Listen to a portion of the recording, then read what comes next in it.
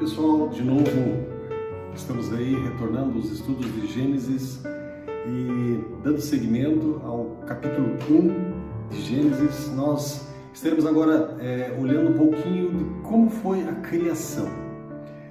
Claro, quando nós estávamos tratando de Gênesis capítulo 1, versos 1 e 2, nós entramos assim superficialmente nessa questão do criacionismo e evolucionismo, né?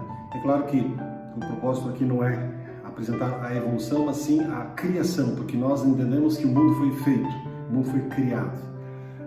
Entendemos que a evolução não tem explicações lógicas para o que existe no mundo. E por isso nós estamos colocando aquilo que a palavra de Deus nos diz de o que aconteceu e como aconteceu, tá bom? E hoje nós estaremos indo à frente do versículo 3 do capítulo 1, né? Até mais ou menos lá pelo volta do 23. Vamos ver se nós conseguimos vencer isso nesse tempo que nós teremos junto aí, tá bom, gente? E antes, é claro, de irmos à palavra, vamos ter uma pequena palavra de oração.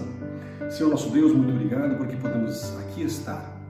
Obrigado que Tu és o nosso Deus, obrigado que Tu cuidas da gente. Peço-te, ó Deus, em nome de Jesus, abençoe esse momento. Permita, Deus, que esse momento possa ser um momento de restauração, de transformação, de quebrantamento, Senhor. Para que, ó Deus, cada vida possa entender e compreender que Tu és o Senhor, Tu és o autor e consumador da nossa fé, Tu és o criador de tudo que existe e de tudo que há. Então, também no nome de Jesus, desfaça, Senhor, toda a impressão errada que nós temos daquilo que é Tua criação. Todas as potestades, todos os principados que têm sido construídos na nossa mente para nós fugirmos e nos afastarmos daquilo que Tu, ó Deus, nos disseste. Em nome de Jesus, repreendo todo esse mal e declaro a presença de Jesus, a vitória do Senhor Jesus, aqui em nome dele, Jesus Cristo. Amém e amém. Então, gente, vamos dar esse seguimento ao nosso texto e eu convido que a gente possa ler, então, alguns desses versículos. A gente vai lendo e explicando de acordo com a nossa leitura, tá bom? Pois bem, versículo 3. E disse Deus, haja luz e houve luz. Pois bem, aqui o autor, ele mostra a capacidade de criação do nosso Deus e a maneira incrível e fácil com que ele faz as coisas acontecer. Ele anuncia pela sua palavra, ele diz e acontece. Isso é impressionante, né? E a palavra do Senhor diz, né, que quando Ele fala, as coisas acontecem. Isso está lá no Salmo de número 33, verso 6, né, que diz que realmente todas as coisas que existem foram criadas por Ele, né? Ele fez pelo poder da sua palavra. A luz, então, foi uma resposta que Deus deu para as trevas que havia sobre tudo que existe e tudo que há. Foi a primeira ação do nosso Deus, né, no sentido de trazer algo novo e especial. Não vamos entender aqui trevas como sendo algo perverso. As trevas aqui podemos entender como uma ausência de qualquer coisa, ausência, inatividade. É até difícil achar uma palavra para explicar isso, mas enfim, seria a ausência de tudo que existe. E nós temos que lembrar também o seguinte: quando Deus cria a luz, nós temos que lembrar que Ele é a própria luz, Ele é a luz. Ou seja, isso está lá em 1 João, capítulo 1, verso 5, que diz que Deus é luz. Esse nosso Deus, Ele é luz, e por isso mesmo Ele pode incidir sobre nós. E quando Ele incide sobre nós, Ele quer nos mostrar quem nós somos e o que nós precisamos fazer para que a nossa vida seja restaurada. Esse é o propósito dele. Versículo 4. E viu Deus que era boa a luz, e fez Deus separação entre luz e trevas. E chamou Deus luz, a luz de dia, e as trevas chamou de noite. E foi a tarde e a manhã do primeiro dia. Interessante que aqui, né, no versículo 4, Deus vê que a luz era boa, viu que o que Ele fez era bom, né? Quando Ele olha para o produto da sua criação, da sua vontade, Ele encontra algo perfeito, algo admirável, completo, e Ele fica satisfeito. E essa declaração de que Ele fica satisfeito, ela é feita durante todos os dias da criação. Ou seja, para cada ato de criação do nosso Deus, Ele olha e vê, puxa, que coisa bonita, que coisa linda, E aí, né, nós entendemos que Deus, na verdade, fez todas as coisas perfeitas, tá certo? E é bom a gente lembrar que essa luz que Deus cria aqui é a mesma luz que nós temos hoje em dia, né? Quando nós acordamos de manhã cedo e a luz, ela está aí para nos ajudar e nos auxiliar no nosso dia a dia.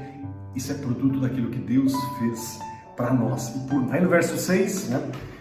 Outra coisa interessante, lá no versículo 5, ele coloca aqui: e foi tarde e manhã do primeiro dia. Isso é uma outra maneira até poética de colocar as coisas, né? Nós não podemos entender que a tarde antecede a manhã, não, pelo contrário, é uma forma poética de dizer, falar das metades do dia, né? E a criação, então, da luz que acontece no primeiro dia, né? Ela realmente é o simbolismo da luz, da presença de Deus, tá certo? Lá no versículo 6, o que mais nós temos?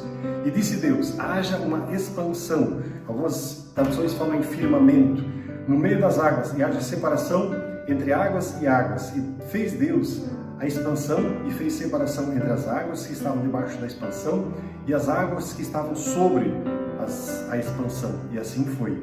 E chamou Deus a expansão céus, e foi a tarde e manhã do dia segundo, certo? Então ali nós temos a expansão, ou seja, o firmamento no meio das águas. A palavra hebraica aqui sugere algo que foi batido, que foi pressionado para cobrir uma superfície muito extensa. Então, e aí o autor ele sugere uma expansão acima da terra, retendo grandes reservatórios de água. E o que nós temos aí que são grandes reservatórios de água? As nuvens, né? Então, e essas nuvens, obviamente, soltariam a chuva. É a formação, na verdade, da atmosfera, da maneira como nós a vemos hoje em dia. E aí no versículo 9, e disse Deus: ajuntem-se as águas debaixo dos céus num lugar, e apareça a porção seca. E assim foi. E chamou Deus a porção seca terra, e ao ajuntamento das águas chamou mares. E viu Deus que era bom. Tá? Ou seja, aí no versículo 11 ele diz assim, no 11, e disse Deus: produza a terra erva verde, erva que dê semente, erva frutífera, que dê fruto, né, segundo a sua espécie, cuja semente esteja nela sobre a terra. E assim foi. E a terra produziu erva dando semente, conforme a sua espécie, né? E árvore frutífera, cuja semente estava nela, conforme a sua espécie. E viu Deus que era bom. Né? E aí no versículo 13, e foi tarde de manhã, o dia terceiro.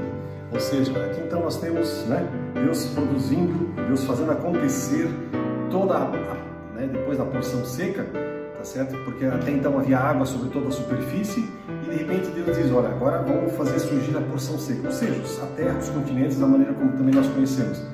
E aí ele cria o reino vegetal, tá certo? E por meio do seu poder ele faz surgir, né, toda essa exuberância que nós vemos sob uma ordem direta expressa do nosso Deus. E aí brota a vegetação, né? Essa vegetação cobre toda a terra com sua beleza e alimento para as criaturas vivas. Lá no versículo 14 agora, ele cria os luminares, haja luzeiros. Lá no versículo 14 diz assim: e disse Deus: haja luminares na expansão dos céus, para haver separação entre dia e a noite, e sejam eles para sinais e para tempos determinados, para dias e anos, e sejam para luminares na expansão dos céus, para alumiar a terra. E assim foi. E fez Deus os dois grandes luminares, o luminar maior para governar o dia e o luminar menor para governar a noite. E fez as estrelas. Tá? E Deus os pôs na expansão dos céus para iluminar a terra e para governar o dia e a noite, para fazer separação entre a luz e as trevas. E viu Deus que era bom. E aí no versículo 19, e viu Deus, né? E foi tarde, manhã do quarto dia, e viu Deus que tudo era bom, lá no versículo 18, melhor dizendo. Então aqui nós temos, né, a criação dos luzeiros, tá certo? A palavra hebraica sugere uma criação de luminares, instrumentos de luz, tá certo? E por meio dessa terra, a terra recebe a luz necessária tanto para o sustento, né, como para a sua existência, porque eles deveriam governar dia e noite. Se a gente olhar para o que acontece, a gente pode perceber que Todos os seres vivos, eles dependem do dia e da noite para a sua própria existência. Ninguém consegue viver só sendo dia, né, ou só sendo noite. Ou seja, e aí esses luminares, eles seriam para governar o dia e a noite, para servir também de sinais, de estações, para a luz da terra. Ou seja, todas as coisas no seu devido lugar, de acordo com aquilo que Deus planejou e pensou, né, na sua onipotência, onisciência e na sua onipresença. Tudo isso foi criado por uma vontade específica, por uma vontade criadora do nosso Deus. Outra coisa importante, por sinais e luminares, aqui nós entendemos algo, elementos no sentido astronômico e nunca astrológico, né? Ou seja, esses corpos celestes, eles deveriam determinar estações e dividir o seu tempo, tá bom? E aí no versículo 20 nós temos o seguinte: e disse Deus, produzam as águas abundantemente répteis de alma vivente e voem as aves sobre a face da expansão dos céus. E Deus criou as grandes baleias, todo réptil de alma vivente, que as águas abundantemente produziram conforme as suas espécies, e toda ave de asas conforme a sua espécie. E viu Deus que era bom. E versículo 22, e Deus os abençoou dizendo, frutificai e multiplicai-vos, e enchei as águas nos mares, e as aves se multipliquem na terra. E foi tarde e manhã do quinto dia. Aqui Deus continua a sua criação, povoando, né, de enxames, vamos assim dizer, de seres viventes, toda a nossa terra. Esse versículo descreve o aparecimento súbito, tá, de hóspedes e peixes e seres alados. Interessante que, se a gente olhar na arqueologia e nos fósseis, a gente vai perceber que o aparecimento da vida na Terra, ela é súbita. Não há um processo cadenciado, onde você percebe que há uma sequência até que finalmente se produzam os seres como nós os conhecemos. Não. A arqueologia, né, os fósseis, eles nos mostram que a vida surgiu de repente nesse planeta. E é o que a palavra de Deus nos diz. E esses seres, eles têm um propósito, né, também de fornecer uma outra demonstração do poder do nosso Deus, do poder criador desse Deus poderoso. E aí, com o aparecimento deles, surge vida e atividade sobre toda a Terra. E além disso, né, toda essa sucessão de vidas, de seres que ele cria e se multiplicando, etc. Tudo isso acontece única e exclusivamente pela mão poderosa do nosso Deus. Ali fala em baleias, algumas traduções falam em grandes animais marinhos, né? Literalmente seriam também animais, ou grandes animais, ou ainda animais também estirados que rastejam, que seriam os répteis, ou que deslizam sobre a terra, dentro e fora da água, tais como serpentes, enguias, peixes, lagartos, etc, etc, etc. Ou seja, Deus colocando, né, o seu poder de criação em ação. E aí no versículo 22, o Senhor pronuncia uma bênção sobre aquilo que ele faz. Ele coloca assim, ó, frutificai e multiplicai-vos, enchei as águas nos mares, e as aves se multipliquem na terra. Então Deus decretou, Deus proclamou uma bênção sobre a sua própria criação, para que eles fossem fecundos, para que se multiplicassem. Ou seja, o progresso dessa atividade de criação do nosso Deus, né, deveria culminar agora finalmente com a criação do homem, que é o que nós vamos ver a partir do versículo de número 24. Até aqui, nós vimos a criação de todos os seres que existem, né, exceto, claro, do homem, que nós ainda estaremos olhando. Mas eu queria sim deixar com vocês essa mensagem de que o nosso Deus é um Deus criador. O nosso Deus, ele fez tudo acontecer. Existem, se você olhar cada ser humano, por menor que ele seja, pode ser uma bactéria, pode ser um protozoário, pode ser um bacilo, pode ser um vírus.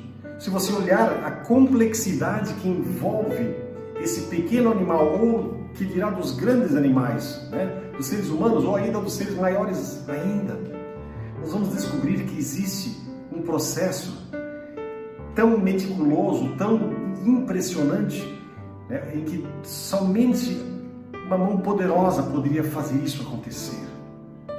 E é o que eu quero declarar, meu amado. você pode acreditar, sim, que nós somos feitos por um Deus de poder. E eu sempre volto a insistir no seguinte, né? Se Deus tem poder, meu amado, se você acredita nesse Deus de poder, você também acredita que Ele possa fazer exatamente o que está escrito aqui e literalmente como está escrito aqui.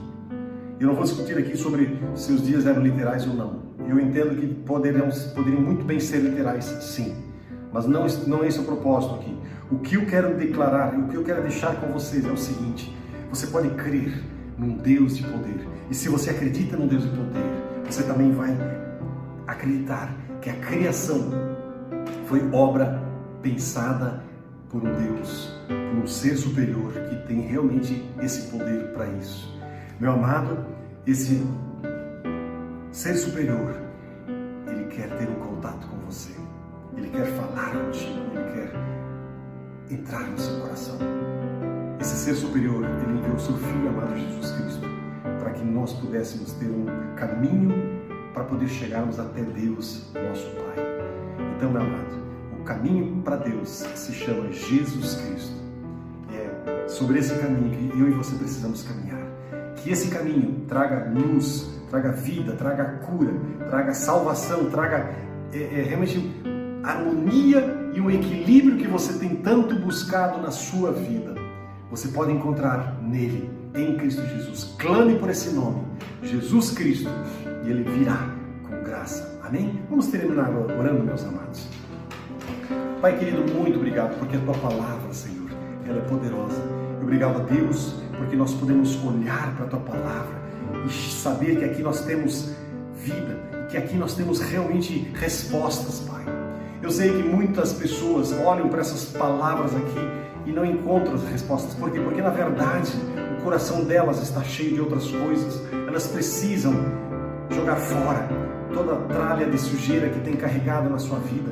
E somente assim tu poderias entrar, porque tu só entras onde tu és convidado. E tu só entras onde tu podes ser realmente o Senhor. Tu não aceitas dividir o coração de um ser humano. E tu queres ter a primazia nos nossos corações. E quando isso acontece, alegria, Pai, paz, harmonia se estabelece. Que bom, meu Deus, que nós podemos saber disso, saber que isso é verdade. Obrigado a Deus, porque a Tua palavra, ela é poderosa, porque ela restaura, Tu curas, Tu salvas, libertas, e Tu nos derramas o Teu Santo Espírito para que Ele possa encher os nossos corações. Que coisa bonita, Senhor, que coisa linda saber dessas coisas. E obrigado, meu Deus, porque isso é verdade, Senhor, porque na minha vida eu pude perceber isso. Meu Deus, abençoa cada ouvinte, cada um que está vendo, Senhor, esta palavra, ouvindo esta palavra. Derrama o Teu poder, a Tua graça e a Tua presença, em nome de Jesus. Amém. Meus amados, Deus abençoe vocês, né? Que a presença e a paz graciosa do nosso Deus seja abundante em sua vida. Amém.